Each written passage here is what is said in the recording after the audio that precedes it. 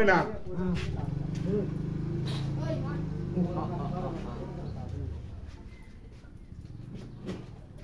বিসমিল্লাহির রহমানির রহিম। আল্লাহ সর্বশক্তিমান, সকল প্রশংসা আল্লাহ তাআলার জন্য।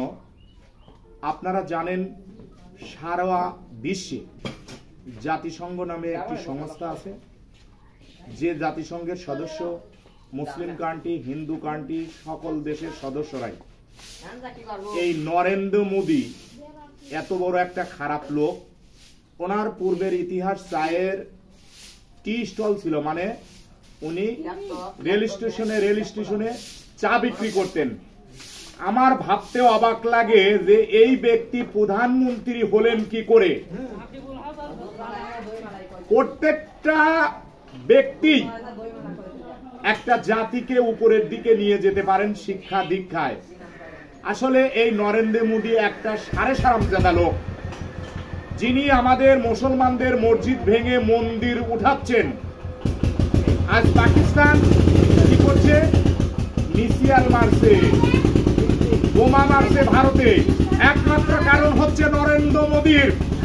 নরেন্দ্র মোদী যদি মানবাধিকার লঙ্ঘন না করত, মুসলমানদের উপর অত্যাচার না করত, সকল জাতির মানুষকে এক করে দেখত। একজন প্রধানমন্ত্রী হিন্দু, বৌদ্ধ, খ্রিস্টান, ইহুদি, নাসারাত সবাইকে মানবতার দৃষ্টিতে ভালো করে দেখবে, কিন্তু নরেন্দ্র মোদী তা দেখেনি। আল্লাহর সৃষ্টির মনোনীত দিন হচ্ছে ইসলাম।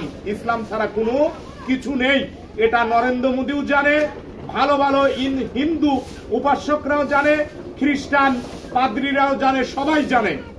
প্যাগোডায় যারা থাকে, গির্জায় যারা থাকে, সবাই জানে যে একমাত্র ধর্ম হচ্ছে ইসলাম, এবং তার মনোনীত দিন হিসাবে আল কোরআন পাঠিয়েছিলেন হযরত মুহাম্মদ সাল্লাল্লাহু আলাইহি সাল্লামের মাধ্যমে মানুষকে হিদায়াত করার জন্য।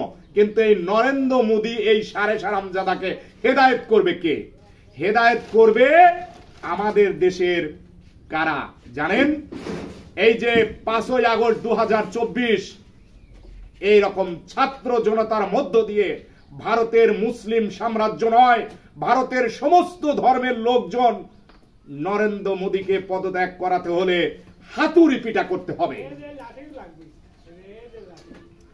হাতুড়ি পিটা না করলে নরেন্দ্র মোদী হচ্ছে সন্ত্রাসী নাম্বার 1।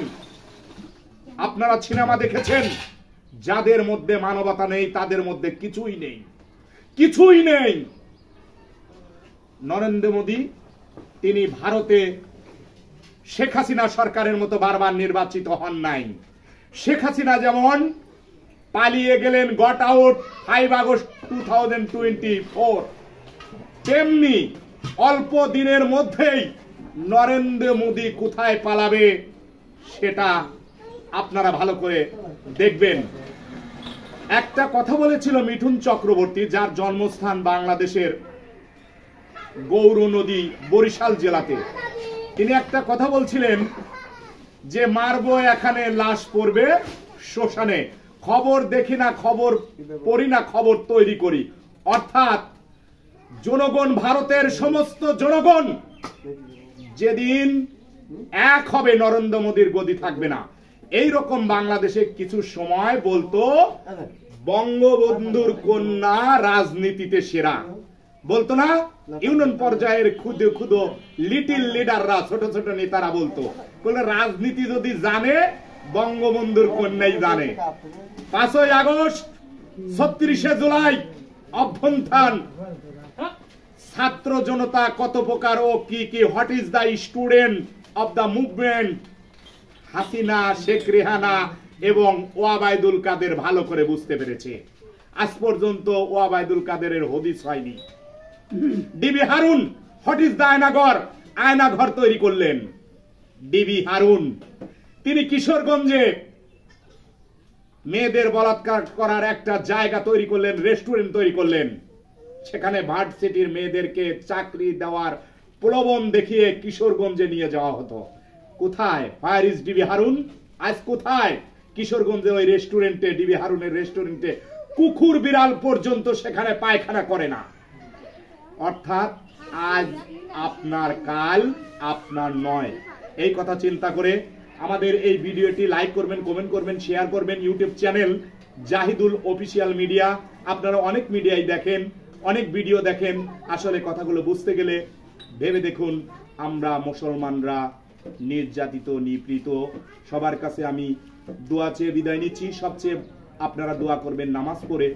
ফিলিস্তিনি মুসলমানদেরকে ইসরায়েলিরা অত্যাচার করছে, নির্যাতন করছে, পাশবিক নির্যাতন করছে, খাবার নেই, হাহাকার। ফিলিস্তিনি মুসলমানরা, ইসরায়েলিরা, আপনারা 7 আপ, কোকা-কোলা অর্থাৎ ইসরায়েলি পণ্য বয়কট করুন, বয়কট করুন, বয়কট করুন। আমরা ইসরায়েলি পণ্য বয়কট করব। ইসরায়েলিদের শরীরে তেল হয়েছে। আমরা যদি বাংলাদেশ থেকে হাজার হাজার কোটি কোটি টাকা আয় করে নিচ্ছে ওই ইসরায়েলিরা, আমরা যদি একটি ইসরায়েলি পণ্য বয়কট করি, ইসরায়েলিদের তেল কমবে। আপনার কষ্টের টাকা দিয়ে ইসরায়েলিরা বোমা কারখানা তৈরি করছে। আপনারা ভালো থাকবেন, সুস্থ থাকবেন। আবার বলছি, YouTube channel Jahidul official media, like করবেন, কমেন্ট করবেন, শেয়ার করবেন। এই ভিডিওটি আপনার মোবাইল থেকে সারা বিশ্বে ছড়িয়ে যাবে। আল্লাহ হাফেজ।